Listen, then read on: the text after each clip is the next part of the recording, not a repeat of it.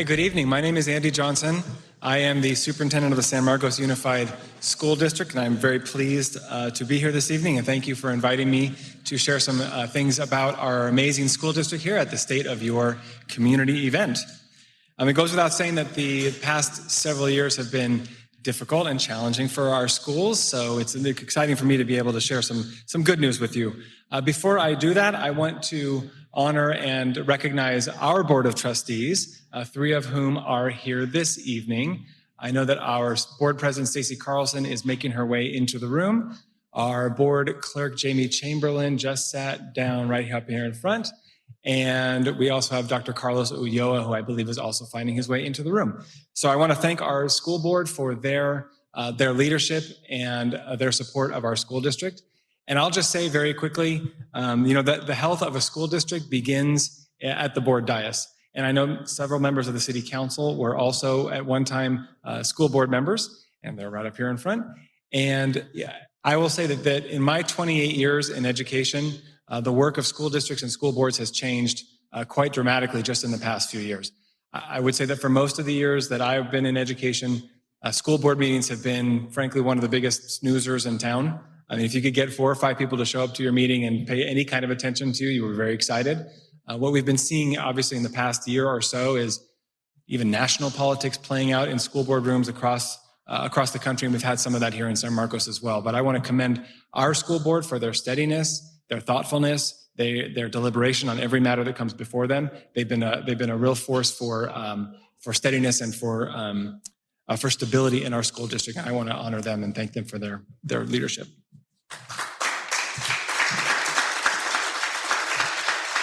So, thank you. I don't think I need to tell anybody in the room that San Marcos Unified is an award-winning district. We are really a destination district in the county of San Diego. There are 42 school districts in San Diego County. There are roughly 1,000 school districts statewide, and San Marcos is consistently ranked in the top because of our amazing staff, because of the support we have from our families, and because of the outcomes that we get for our students. I'm not going to read you everything you see on this slide here, but our test scores are always in the top ranked among school districts. Our families know that our district is a great place for our students, and our staff knows that this is a destination place for working in the field of education. I will tell you that I'm coming to the conclusion of my first year as superintendent in the district, and for me, coming to San Marcos Unified was a kind of a career goal for me. It's been an amazing school year, and I'm very, very proud of the things we're doing in our schools. As I mentioned earlier, I know we're all aware that the COVID pandemic was very challenging, not only for San Marcos Unified, but for school districts across the country and really across the world. So in March of 2020, we were all closed down really overnight. Last year in the 2021 school year, all school districts were working to get themselves back open under a whole host of requirements that we had from the health department. This year, there was electricity in the air in San Marcos Unified as we opened our schools in the beginning of the school year, completely in person, completely open on all of our 19 campuses. And it was very exciting, but it was not easy. So reopening our schools was not just simply a matter of throwing the doors open, flipping a switch, and going back to normal. We are operating under some strict guidelines from both the county public health and from the California Department of Public Health. And so we had to put a number of mitigation strategies in place to keep our students and staff safe. When we opened the school year, we made 3 commitments to our families. Number 1, we're going to keep our schools open this year. Number 2, we're going to keep our kids in class to the greatest extent possible. And number 3, we're going to keep students and staff safe while we're here. So you see a number of the efforts that we were engaging in this year. I want to highlight in particular the COVID, flu, and vaccination events. There was 25 of them that we did with our partners at Universidad Popular. And I know Councilmember Nunez is here. Where is Councilmember Nunez? There you are. You moved on me. Thank you for your partnership there. It was very, very important for our school district.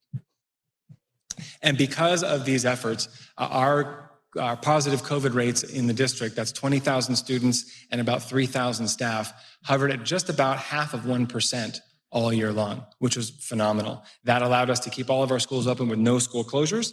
And no school closures means that for this year, we were able to reestablish all of the events that make school so enriching and so memorable for our students. Athletics, band, dance, assemblies, field trips, all the things that we all take for granted and took for granted before the pandemic. We were able to have them all in place again this year. So that was very, very exciting for us. In terms of academics in the district, our staff, our families, our kids worked as hard as they could during the 2 years of the pandemic on their academics, but it's hard. And honestly, just this afternoon, I was speaking to some kindergarten teachers about their experience during the closures. It's hard to teach a 5-year-old on Zoom. 5-year-olds are meant to come into a kindergarten classroom. As hard as everybody worked, it was tough. And so coming into this year, our students had some significant gaps. As I was visiting schools in the fall, I was talking to our teachers. There was some pretty widespread concern about some of the gaps that our kids had and where they were at the beginning of the school year. But everybody really buckled down. Our teachers worked very hard. Our administrative team worked very hard. Our families worked hard. And our students are very, very resilient. So I'm very happy to report we have a very, very tight instructional program in our district. And I've been in a couple of different places. I will just say San Marcos Unified has one of the tightest instructional programs I've ever seen. And because of that, very happy to report that our students are doing very, very well now in the spring. A very different story than it was in the fall. Our reading scores are up. Our math scores are up. Our students are just finishing their state testing at this time. And I know when those scores come in, they're going to look very good as well. So I want to express my gratitude to our teaching staff, to our administrators, to our families, and most of all, to our students. Also want to just highlight very briefly, we do have AP courses, a whole number of them. We offer 23 different AP courses in our district. Those are advanced placement classes in subjects as diverse as literature and language, physics, calculus, studio art, art history, and others. And we also offer CTE pathways. CTE is career technical education. This is an area that we are heavily invested in our district. And as you can see on the slide, we offer 11 different pathways, some of them starting in middle school, and they go all the way through high school. We have pathways, just to give you a few examples, culinary arts, criminal justice, healthcare, floral design, and others. These are things that, frankly, when I was in high school, were not in existence. But these are opportunities for our students to explore their passions, explore different interests, and carve out for themselves a pathway. I'm going to give you a quick example of one of them. This is our CTE woodworking program. And when I was in high school in the 80s, I took woodshop, and I remember making a little book stand of some kind that's maybe kicking around the house somewhere. Our students in our woodworking program built that home, and that home was built for the Wounded Warriors Project. So that is actually a home that now a veteran is living in right in our community. And so this is the kind of thing that we're doing with our students now. They're actually doing real world work that actually benefits our community. So that was very, very exciting for us. Another one of the efforts that we were very proud of this year is that through a partnership with the Pima Medical Institute and the San Marcos Promise, who is also here this evening, we launched a vet tech assistant program for our high schoolers at Twin Oaks High School. This is a program where you can see in the back of that photo, a real live Pima instructor comes to our school and teaches the students veterinary sciences so that they can get a vet tech assistant certification if they want to pursue that. I visited that classroom in the fall. They actually had a live cat in the room. The students were learning how to take the vital signs, how to treat the animal with care so that they were comfortable having their vital signs taken. A couple weeks later, I was in the class. I saw on the board that they were learning about ovarian hysterectomies. The cat wasn't there that day. Good for the cat. But these are students who are actually learning real medical terms, real medical procedures, and it's hands-on learning. It's very, very exciting. And I will just say, I see this program here as one pebble in the pond. This is an area that we're very, very interested in expanding. And so we're always looking to our community partners to help partner with us to give the students these kinds of opportunities. It should come as no surprise to anybody. You've all read the newspapers. You know that mental health is a big concern for our young people across the country, and that's no different here in San Marcos. We have social workers, we have school counselors on our school sites, and we knew coming out of the pandemic that those needs would only be increasing. So we had therapy dogs on our campus to visit the students. That was very successful. And as I say, you know as well as I do that every time you open the newspaper, there's another article about the rising need for healthcare supports and mental health supports for our students. And frankly, this need is outpacing school districts' ability to meet that need. And this is something that we just can't address alone. It's vitally important. And for that reason, I am very, very excited and very grateful to be here in person and thank our city council for the amazing partnership that we have with them in going into next year. This year, we submitted a proposal to the city of San Marcos and were awarded a $1.25 million grant for healthcare support. So I want to thank Mayor Jones and the rest of the council. This is going to be really, really important for our school district. We do have these supports in place, but as I said, that we just can't meet the need that's out there. We need to come together as a community. We need the partnerships that we enjoy. So thank you so much. This is going to be a game changer for us, and I'm very excited to celebrate with you that next year, the many things that we are able to do with them. Very quickly, I just want to say, if you've driven up and down Borden here, you've probably seen new construction going up for Richland Elementary. It is actually our oldest campus. This is the end of our Prop K bond project. Those funds are now being expended. This is our final project. This is going to be a state-of-the-art facility for our students, and I'm very, very excited. The project will be finished in the late fall, and students and staff will be ready to move in over winter break. So we're very excited about that. Here's a couple of stats about the project. I'll just highlight that little 3 there on the bottom.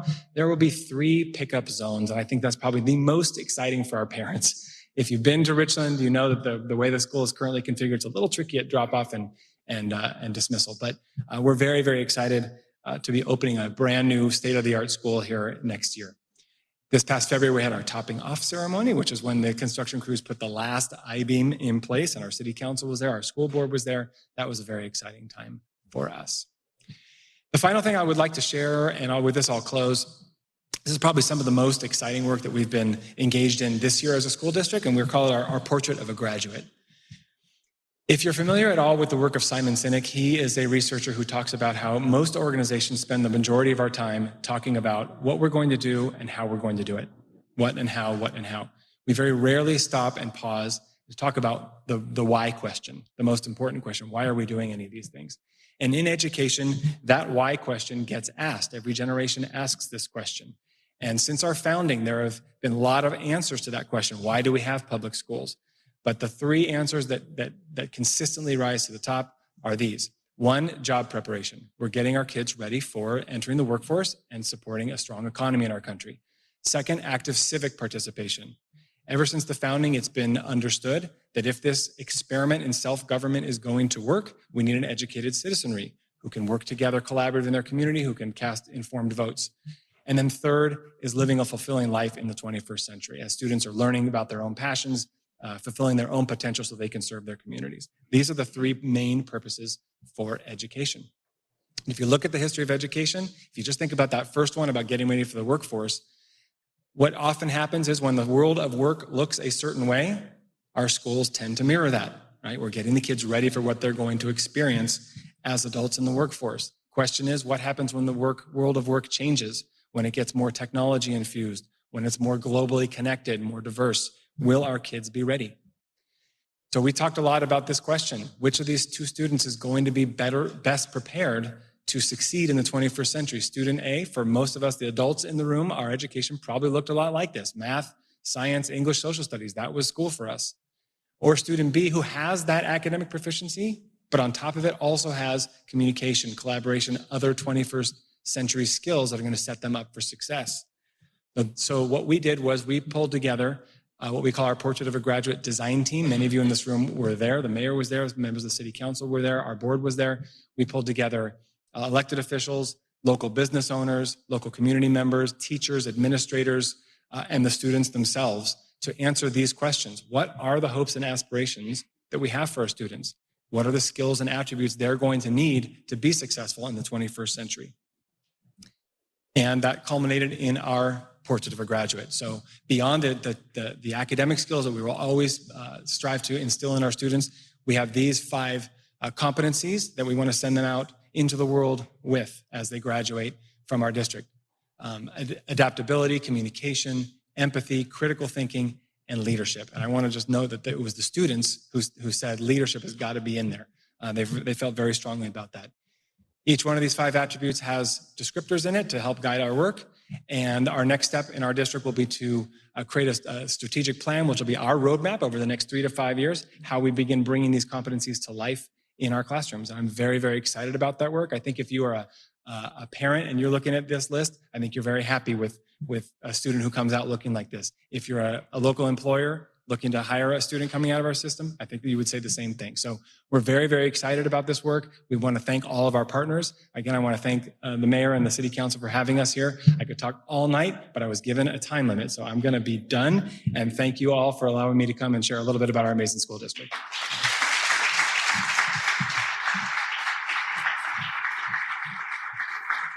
And with that, I want to introduce our mayor. So Mayor Rebecca Jones is a longtime San Marcos resident and a community leader. She has served our community for over 16 years, served more than a decade as an advisory board member for the San Marcos Boys and Girls Club, and as a board member for our local nonprofit, the San Marcos Promise. She has also been recognized by the Red Ribbon Commission with the Excellence in Prevention Advocacy Award for her work on drug prevention. Mayor Jones prioritizes a strong collaboration between the city and the San Marcos Unified School District to advocate for our city's youth. And so with that, please welcome our Mayor, Rebecca Jones.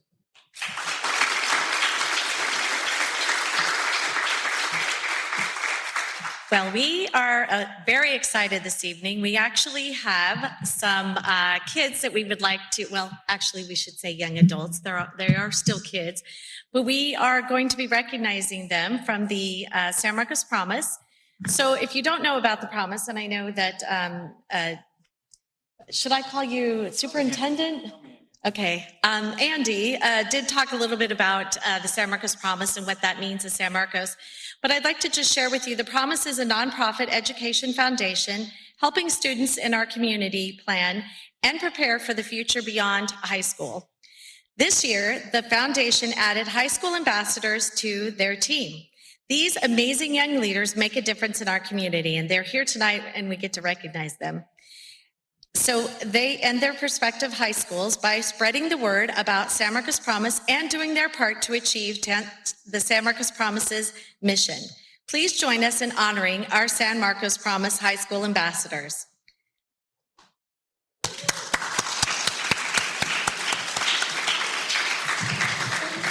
So first we have Brianna Jordan from Mission Hills.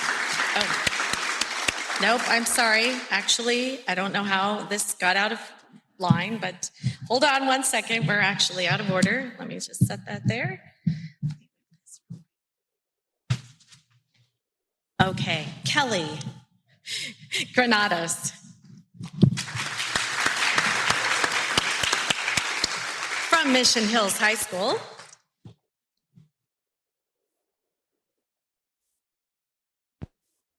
And you get to stay up here so we can take a picture. You're very welcome.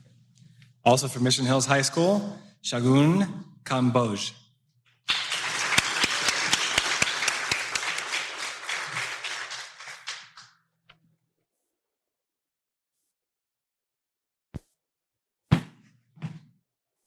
And Brianna Jordan from Mission Hills High School.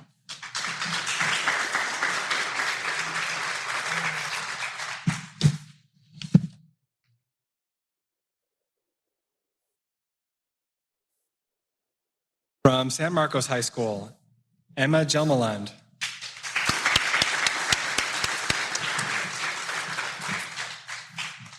Also from San Marcos High School, James Lowith.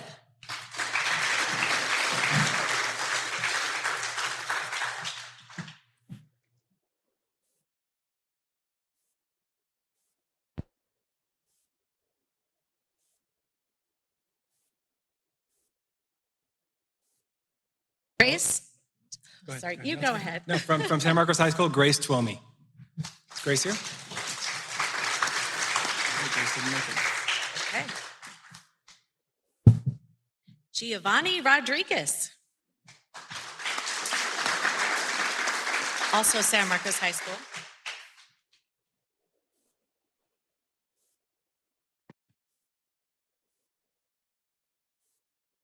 Twin Oaks High School, Ren Casillas. Is Ren here? I didn't see Ren. No, okay.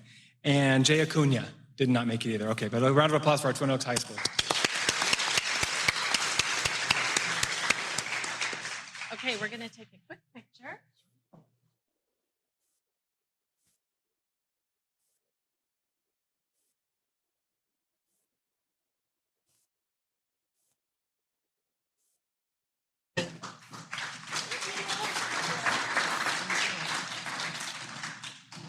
I'm your mayor, Rebecca Jones, and I am so excited to have you here today. I also wanted to talk about our city council and just give them a little presentation. We have Deputy Mayor Sharon Jenkins. We have Councilmember Randy Walton. Councilmember Maria Nunez. And then Councilmember Ed Musgrove. Well, they're all excited, like I am, to talk about what's happening in our city. So we are so excited to be here at the State of Your Community event. And isn't it incredible that we actually get to gather in person again to celebrate? This has been quite a long time coming. And I'm thrilled to share what we've accomplished together this past year. There has been no shortage of victories. There are also many exciting projects on the horizon that I'd like to shine a spotlight on today. As we've emerged from this pandemic, we've witnessed such resilience, hope, and an incredible San Marcos spirit of service. And now, as the light shines in, it's apparent that San Marcos has emerged stronger than ever. Today, our city is on the map as an exciting destination. We are no longer a drive-through city, we are a drive-to location. And people are flocking here to explore our new downtown core in North City, trek our incredible trails, play in our beautiful parks, and frequent our local businesses and restaurants that have helped shape our city's unique and welcoming vibe. And I'm proud of our residents, our businesses, and our community advocates who have leaned in to transform our community in the innovative civic powerhouse that it is today. And we're so much more than simply achievers. This community truly exemplifies the spirit of service everywhere I look. From those who lend a helping hand to provide essential services for our seniors, to community groups and our Sheriff's Department who have helped distribute food to those in need. We are a community of dreamers, strivers, and thrivers. And despite all the recent challenges over the last 2+ years, our brave healthcare workers, our businesses, our residents, and our city services have stepped up in ways that have made all of us incredibly thankful to call San Marcos our home. We've helped our local businesses and nonprofits recover with innovative grant programs totaling $6 million. Yes, $6 million. We've also offered a rental assistance program for residents who've experienced a loss of income related to the pandemic. And our city has created impactful solutions at every bend in the road. San Marcos is filled with innovative thinkers who fuse creativity with a can-do spirit to discover what is possible. And I am proud to serve as mayor of a city that always rises to the occasion with compassion and a commitment to service. We've never been afraid to dream big, and we truly strive to thrive. And I'm grateful to have served this city as an elected official for the past 15 years, first as council member, then vice mayor, and now as the city's first female leader. I'm thankful for the opportunity to reflect on all the adaptation and progress I've witnessed throughout this journey. I know that big ideas will continue to come to life in this thriving city. I also know we'll continue to hold on to our small town charm that we've all grown to know and love. Who we are is shaping the direction we are heading. I see now more than ever our astounding spirit of service everywhere I look. I'm reminded that no matter what the obstacles, we are accomplishing great things together. We see this in the San Marcos spirit of service, in important public and private partnerships like the development of the San Marcos Boys and Girls Club new clubhouse on Autumn Drive. The Boys and Girls Club provides safe and engaging spaces and opportunities for the youth in our community who need it most. When this important nonprofit outgrew its existing space, city staff presented the Boys and Girls Club with an incredible offer: a $1 a year, 30-year renewable lease, and $1.2 million of additional funding to help pay for the tenant improvements to build out and open a second San Marcos clubhouse in the Richmar neighborhood. And that deserves an applause.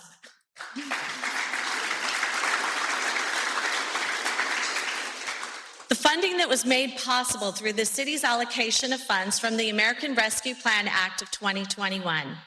This grand opening of the new Walter J. and Betty C. Zabel Foundation branch is happening later this month on June 28th, and I hope you'll all be able to join us. The new clubhouse is in the heart of the revitalized Richmar neighborhood, which now features attractive and modern affordable housing units and mixed-use buildings, creating a walkable and safe community. We see a spirit of service in our healthcare staff who have worked so tirelessly through the pandemic to care for our residents, and we are so incredibly grateful to them and thankful.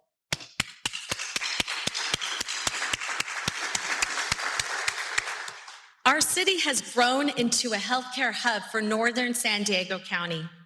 We have welcomed both Scripps Health into our now downtown community of North City, and the state-of-the-art Kaiser Hospital is well underway with an anticipated opening of summer of 2023.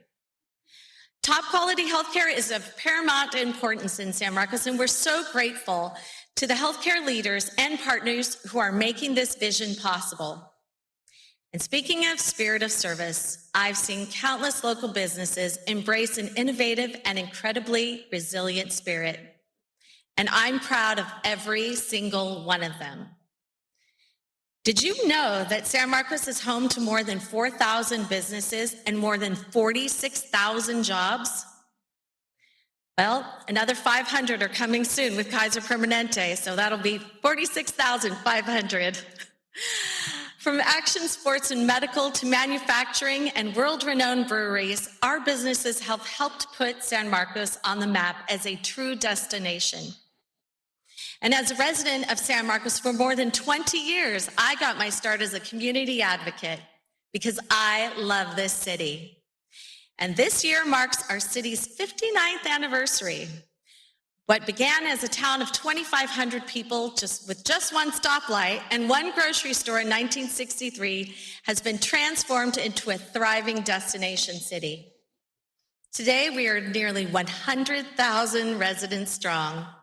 And San Marcos is home to world-class educational institutions and serves as a pipeline for regional talent. We are one of the fastest growing cities in San Diego County, and median incomes are on the rise. And we boast a very, very good school district and one of the best in the region, as we already heard today from Dr. Johnson. And recently, we were recognized for the visionary planning of North City, our new downtown core. It's a testament to our ability to always dream big and accomplish big things. It's rare to have the opportunity to create a new downtown here in the city, but we've done it. Yes, that's exactly what a shared vision between the City of San Marcos, Cal State University San Marcos, and Seabreeze Properties conceived with North City. San Marcos's new downtown gathering place has captivated residents and businesses alike with its energy, creative mixed-use concepts, and modern vibe.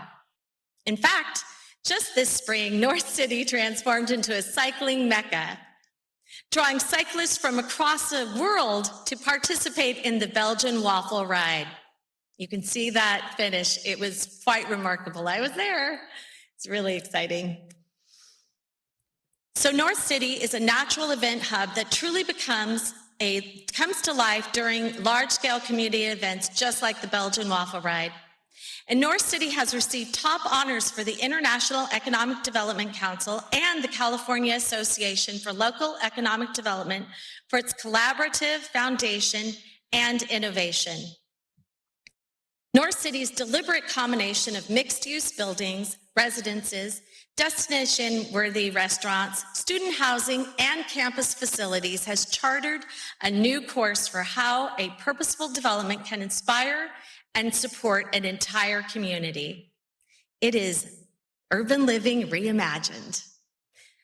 Also located there is the beloved Farmers Market each Tuesday as residents gather to enjoy a local bounty fruits and vegetables, flowers, while perusing woodworking, jewelry, pottery, and more created by our local talented artisans. There's also live music, food, and even on-site pet adoptions at this event showcase because this visionary concept was behind designing a space that has truly breathed new life into our city. And as you know, just down the street from North City, the San Marcos Creek project is taking shape. The largest capital improvement project in our city's history just recently reached a major milestone with the opening and dedication of the new Bent Avenue Lionel Doc Burton Bridge last month. Unfortunately, Doc Burton did not make it to the grand opening of the bridge, but there he is right there with his family. And there's his family, his widow, right there, Marilyn, and the rest of his family. It was really an exciting day. So the San Marcos Creek project adds new needed infrastructure to relieve long-standing flooding issues, preserve creek habitat, and improve everyone's ability to walk, bike, and drive throughout the area. Work is currently underway on the Via Veracruz Bridge and improvements along Discovery Street. Discovery is being widened to 4 lanes with a middle 2-way lane to facilitate easier access in and out of residences. Via Veracruz will also be widened to 4 lanes with new sidewalks and bike paths installed.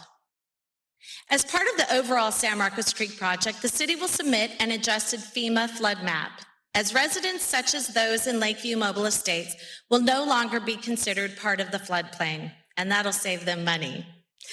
This crucial San Marcos Creek project will preserve nearly 2 miles of creek habitat and protect native plants and animals.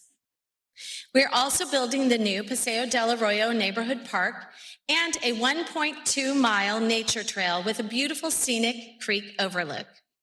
Flooding will be mitigated, traffic will be improved, the creek will be restored, and residents and visitors will have new recreation spaces to enjoy. The entire creek project is expected to be completed in 2023, and you can find all of the latest updates on our city's website. And you can also sign up for alerts so you know exactly which roads are closed on a daily basis.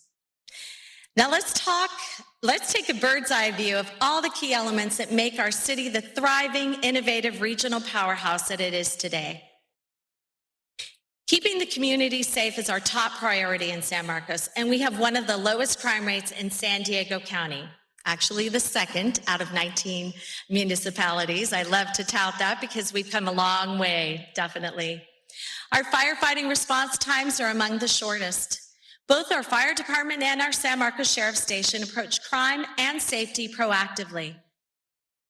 I'm proud to say that we have experienced a 20%, yes, 20% decrease in overall crimes and 24% decrease in property crimes, according to the new data in a 5-year comparison study between the years of 2017 and 2021.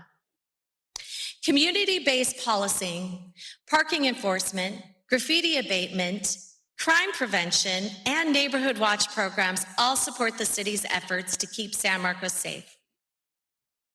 I also commend our world-class fire department for achieving the prestigious Class 1 Public Protection classification, the highest level of recognition available from the Insurance Service Organization.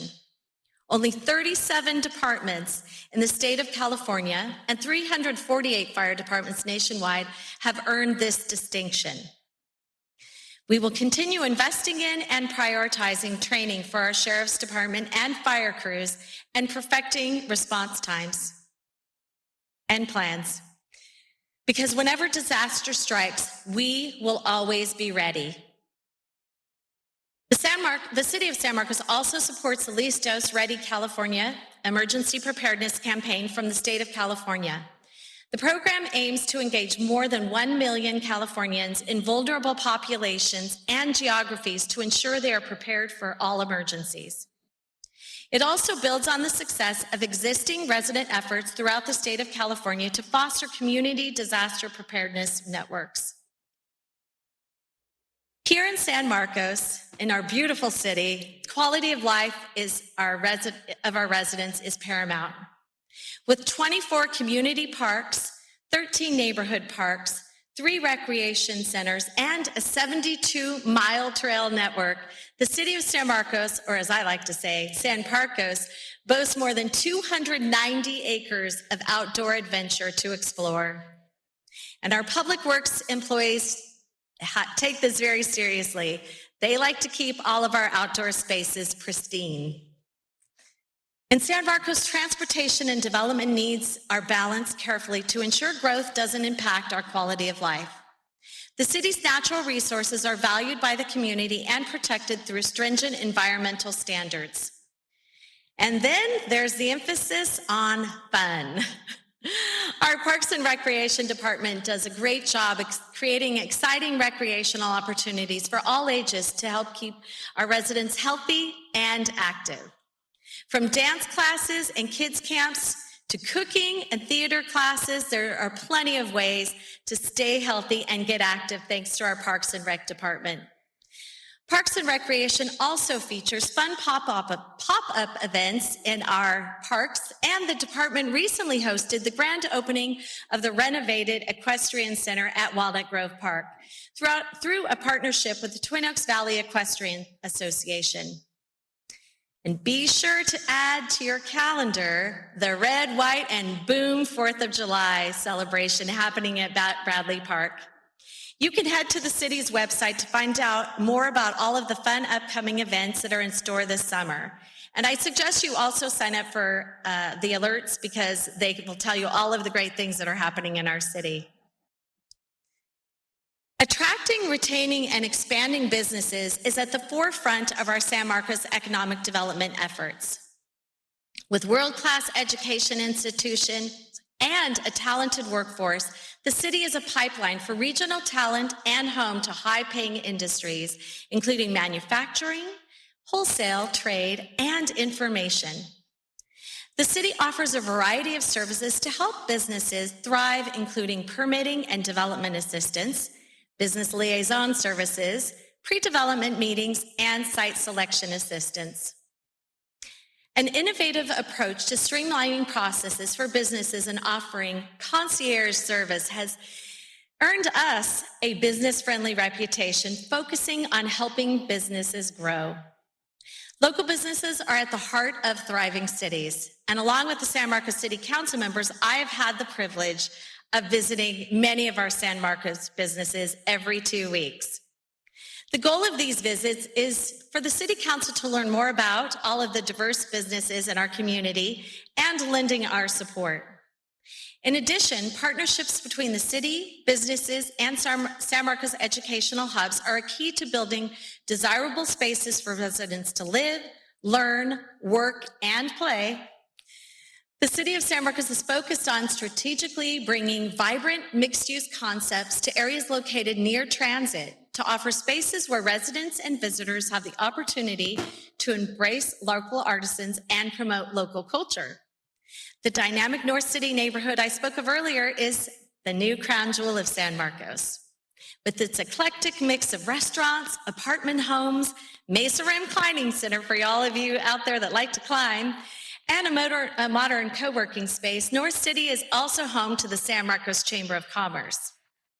Innovative new businesses continue to set up shop right here in San Marcos.